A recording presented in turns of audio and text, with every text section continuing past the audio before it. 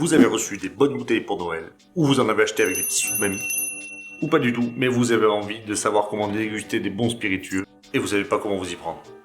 Eh bien c'est parti, après le générique.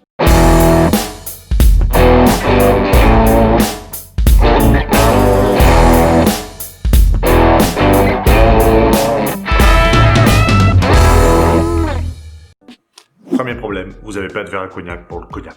Vous n'avez pas de verre à whisky pour le whisky. Vous avez des verres normaux. Alors on fait comment, Jamy?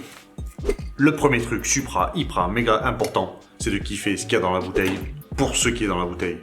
Le verre, on verra plus tard. Donc si vous avez juste un verre à vin, ça fera super bien l'affaire. D'ailleurs moi j'ai fait la plupart de mes dégustations dans des verres à vin, parce que les petits verres à dégustation, je les casse. Peut-être que je déguste trop. Le verre casse. Si vous avez un verre comme ça ira très bien aussi. L'important c'est surtout ce que vous mettez dedans et l'intention qu'on y apporte. Alors on oublie les achats immédiats de verres de spécialistes et on va faire avec ce qu'on a à la maison. En parlant de spécialistes, à propos des verres supposément à cognac, la plupart des gens que je connais qui sont dans le game de la dégustation trouvent que les verres comme cela ont une base trop large, ce qui fait qu'il y a une grosse évaporation qui, concentrée sur le haut du verre, qui s'appelle le buvant, va venir saturer vos récepteurs olfactifs. Donc, aucun complexe, sortez le verre à vin. Cette vidéo n'est pas sponsorisée par les verres à vin. Enfin, encore une fois, si vous avez que ça, c'est pas optimal, mais ça ira très bien. Est-ce qu'on doit toujours être optimal? Est-ce que vous êtes tous les jours optimaux? Non, moi non plus. Alors, pour bien kiffer,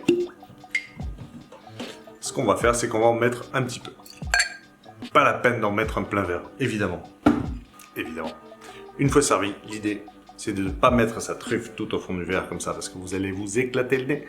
Alors, vous prenez une bonne distance comme ça, un bon 10 cm à vue de nez. Vue de nez, t'as compris? Et on respire doucement. Pas la peine de faire une grande inspiration, parce qu'en comprimant l'air dans votre petit nez, ça va le refroidir, l'air. Et donc, refroidir vos capteurs sensoriels, qui en l'occurrence s'appelle l'épithélium olfactif. Très important à placer en société. Hein, pour pas anesthésier son épithélium olfactif, pensez à respirer par petits à-coups, comme le chien quand il veut chercher des trucs. Donc, discrètement évidemment. Comme ça, un peu de loin. Pas la peine de remuer la tête comme je fais là, ça sert à absolument à rien. Et là, on essaie de relever le max de trucs. Donc, est-ce que c'est herbacé, floral, très puissant, volatile? Marquez tout ce que vous trouvez. Marquez même ce que vous trouvez pas et mettez des notes. Genre, est-ce que c'est herbacé de 1 à 10? Est-ce que c'est caramel de 1 à 10? Moi, je mets de 1 à 10. Après, vous faites comme vous voulez. Je me fais un petit barème comme ça, un petit truc Excel. Je note tout. Et quand c'est noté, on jette pas le papier, on le garde dans un petit carnet.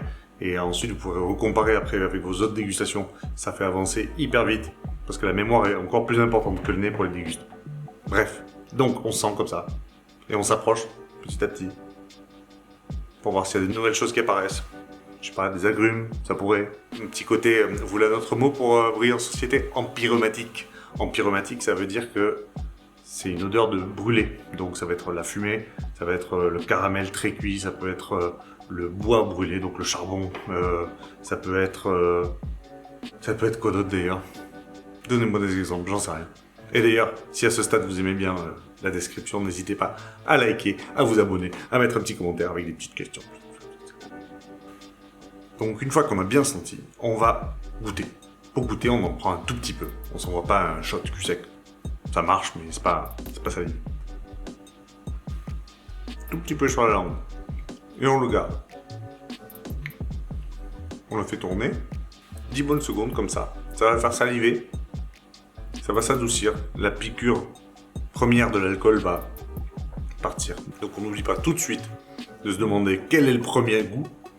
Puis, quand ça évolue comme ça, on se demande ce qui arrive. Si on a plus vers du caramel, de la pomme, de la poire, on peut le recracher. On peut le recracher. Toutes les saveurs sont là, dans la bouche. Pas du tout besoin d'aller là. Si on va là, c'est cool, ça peut être cool, ça rend sous. Mais pour déguster, vous pouvez vraiment tout recracher. Vous ne raterez rien du goût, ok? Donc une fois qu'on a avalé ou recraché, on va venir aspirer l'air par la bouche et le souffler par le nez. Et vous allez avoir d'autres arômes qui vont venir parce que l'air va être chargé de vapeur d'alcool, mais vraiment très adouci. Donc c'est la rétro-olfaction. Et vous pouvez compter dans votre palais, vous pouvez compter combien de temps ces arômes restent en bouche. Et c'est donc la longueur en bouche, comme on dit. En général, ça révèle encore d'autres choses. Donc on peut avoir des trucs qui arrivent après, qui sont hyper surprenants. Souvent, moi, je trouve que ce qui reste le plus longtemps, c'est justement les arômes d'amertume, de fumée et d'épices. Des trucs qui travaillent vraiment sur la longueur. C'est pour ça que dans les cocktails, on travaille souvent les bitters et les épices et tout ça pour venir porter le goût du cocktail. C'est beau. Pour autant, n'écoutez pas non plus ceux qui vous disent il faut absolument pas tourner ou il faut surtout faire tourner. Essayez tout, essayez tous les verres. Vous mettez 1 centilitre dans chaque, dans 3 verres différents. Vous voyez si ça fait vraiment une différence ou si c'est une légende. N'allez pas croire ce qu'on vous dit. Tout est faux. C'est vous qui savez ce que vous buvez, comment vous le buvez. La qualité des alcools, pas besoin d'avoir une bouteille à 800 € pour goûter un alcool. Si vous kiffez un rhum premier prix et que vous voulez savoir vraiment ce qu'il y a dedans, que vous voulez goûter comme ça, c'est parfait. Continuez très vite, sûrement. Vous allez aller vers des trucs un peu mieux travaillés, un petit peu plus onéreux, forcément. Mais ne vous donnez pas de tabou. L'important, c'est le kiff. Kiffez la vie. Kiffez avec modération, avec beaucoup de modération. Hein. Vous n'êtes pas obligé d'avaler. Ça, c'est vraiment très important. Et juste un petit dernier conseil, si jamais vous allez dans un bar et que vous voulez déguster un bon alcool, pensez plutôt au moment où vous allez passer qui va du coup modifier le goût de cet alcool. Vous n'êtes pas obligé de fermer les yeux, d'être à réfléchir, est-ce que je suis bien à 10 cm.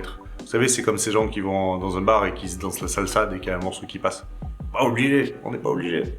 On peut juste kiffer un bon verre de whisky ou de rhum ou de cognac ou d'armagnac. Que sais-je. Pas la peine d'en faire trop. C'est bon. C'est déjà pas mal. Merci beaucoup de m'avoir suivi. J'espère que ça vous aura été utile. À bientôt. N'hésitez pas à écrire si vous avez des questions. On développera la dégustation une prochaine fois un peu plus longtemps. Bisous.